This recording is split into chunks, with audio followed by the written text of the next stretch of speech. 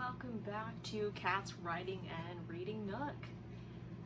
It's been a while. It's been a crazy couple of weeks. But the trees are pretty much out of our backyard that, fell over and all of that during the storm. So, it was great. Had a road trip out to New Mexico with my family. That was fun. So I posted some pictures on Instagram. I don't think I posted anything on here. I should post something on here. But regardless, today is a book review of a book that I didn't learn about until I think it was maybe sophomore year of college, undergrad. And the book, let me see if I can show the cover, is called Death Comes for the Deconstructionist by Daniel Taylor. And this book's like a mystery thriller true crime mixed with philosophy/theology.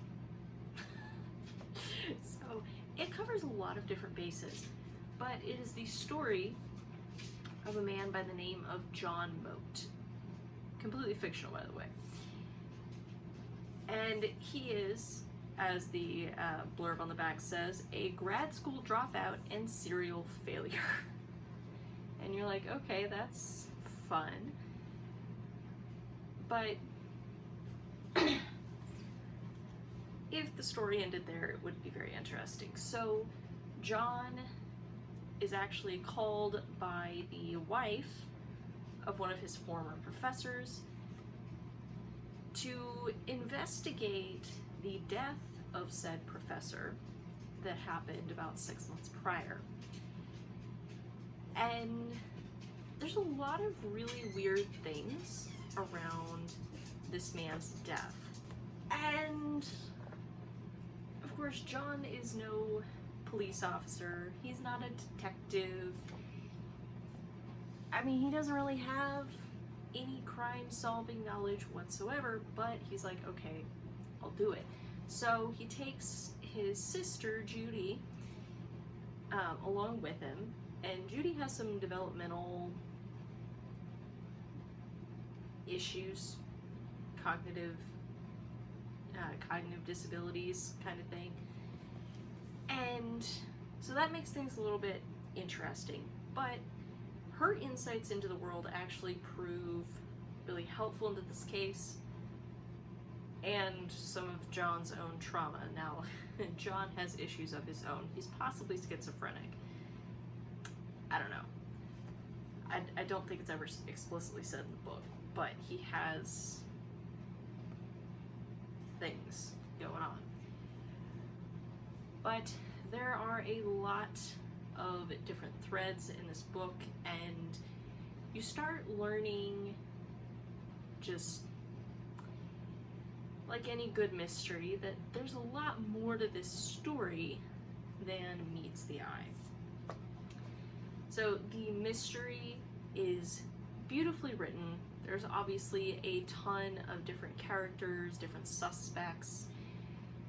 There's a lot of discussion over whether truth is something that you create or something that you discover, something that you can't actually run from. And I mean, there's a ton of well-rounded characters,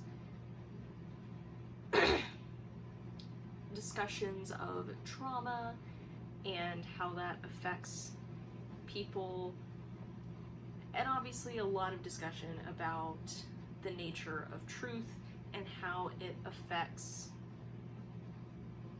people depending on what they believe about it. And some of you are like, okay, hold up. Deep philosophical, I don't know if we can do that. It's important to John.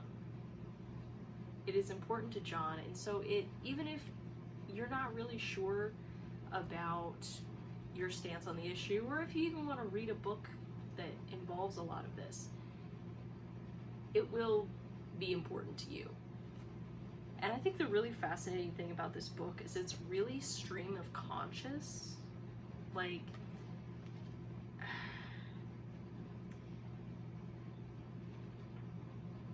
it kind of jumps around between present and past, and there's a lot of different thoughts going through John's head, and you get to hear some of his voices, which a lot of them are not very nice. But you hear, unless it's like maybe a family member, but you see a lot of really fascinating insights into various things. And it's a really deep book. But like, it's really accessible.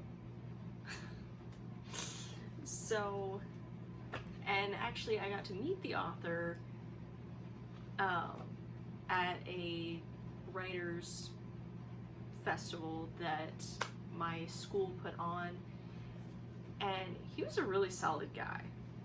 He taught us about microfiction, actually, if I remember it correctly. Yes, microfiction.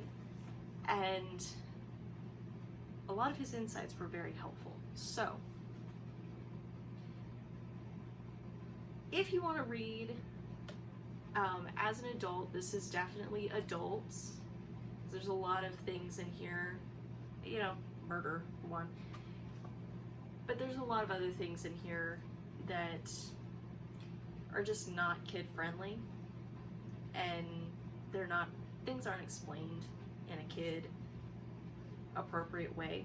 And by appropriate, I mean based on their understanding, not just, oh, there's sex or gore, and kids shouldn't be reading about that, which, you know.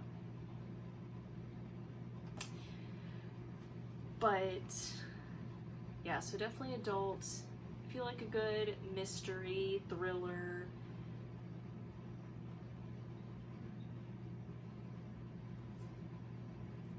and philosophical discussions, this is a great book for you.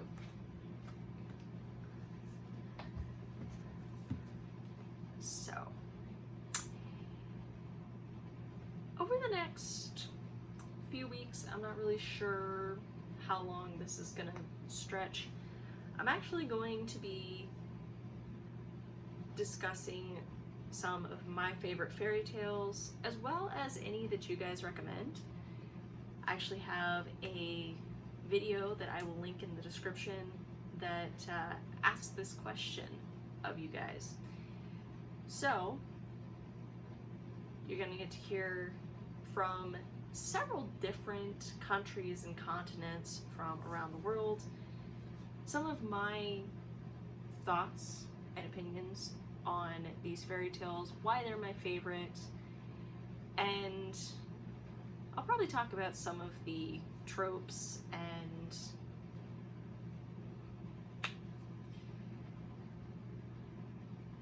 some little tidbits that I know about history and